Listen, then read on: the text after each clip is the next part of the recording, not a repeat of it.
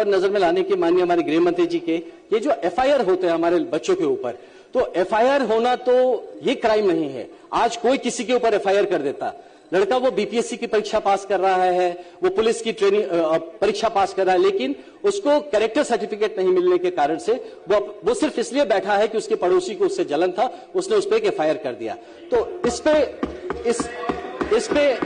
इस बात पे हमें लगता है कि एक बार इसको एज अ पॉलिसी लेवल पे हमें देखना चाहिए कि FIR should not be a reason for stopping someone to join. उसके बाद अगर वो चार्जशीट होता है, ट्रायल पे जाता है, पनिशमेंट होता है, उसको हम किसी भी स्टेज पर डिसमिस कर सकते हैं, जरूरत होने से उसकी पुरानी सारी रिकवरीज भी कर सकते हैं। इस पे काइंडली ध्यान दिया जाए। पुलिस कभी कमजोर नहीं दिखनी चाहिए, क्योंकि पुलिस ही सरकार की पहली प्रतीक है। जनता पुलिस के व्यवहार से ही सरकार की छवि तय करती है, और यह बजट इन सब बातों के लिए पथ प्रशस्त करता हुआ नजर आ रहा है। महोदय, बिहार पुलिस को ऐसे अधिकारी चाहिए जो है भी, मैं मानता हूं, जो मैदान में अग्रिम पंक्ति में खड़े होकर उदाहरण प्रस्तुत करें, जो अपने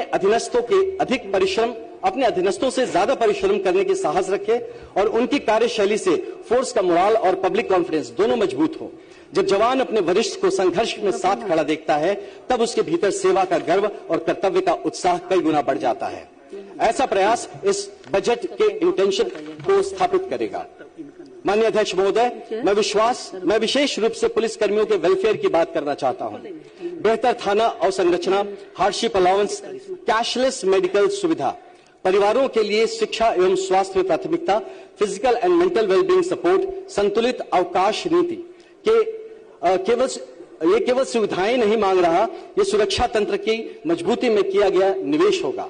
मैं आज इस अवसर पर माननीय गृह मंत्री जी का भी इन मुद्दों पर ध्यान आकर्षण करना चाहूंगा। महोदय, हमें पुलिसकर्मी के मन में यह भावना जगानी होगी कि उसकी पहचान पावर से नहीं बल्कि सर्विस से है। Police is not a job, police is a service. यही माइंडसेट हर ट्रेनिंग, हर पोस्टिंग और हर जिम्मेदारी में दिखाई देनी चाहिए। आज हम एक ऐसे दौर में खड़े हैं जहां रोज अपराध नए स्वरूप बदल रहा है। AI driven analytics, quantum safe communication, digital investigation platforms और स्मार्ट मोबिलिटी सिस्टम्स जैसे नए साधन पुलिसिंग को नई दिशा दे रहे हैं। यह केवल वर्तमान की आवश्यकता नहीं, बल्कि आने वाली पीढ़ियों की सुरक्षित भविष्य की तैयारी है। हम सब इस परिवर्तन के सहभागी हैं, और यह हमारा सौभाग्य है कि हम सब इस टीम का हिस्सा है जो बिहार पुलिस को नई ऊंचाइयों तक ले जाने का प्रयास कर रही है। यह 20,132 करोड़ का गृह बजट इसी नए युग की तैयारी का उद्घोष है। माननीय अध्यक्ष महोदय, आज हमारा लक्ष्य स्पष्ट है। Crime free Bihar, safe Bihar, confident Bihar, जनता का राज, सुशासन का मॉडल और न्याय आधारित व्यवस्था।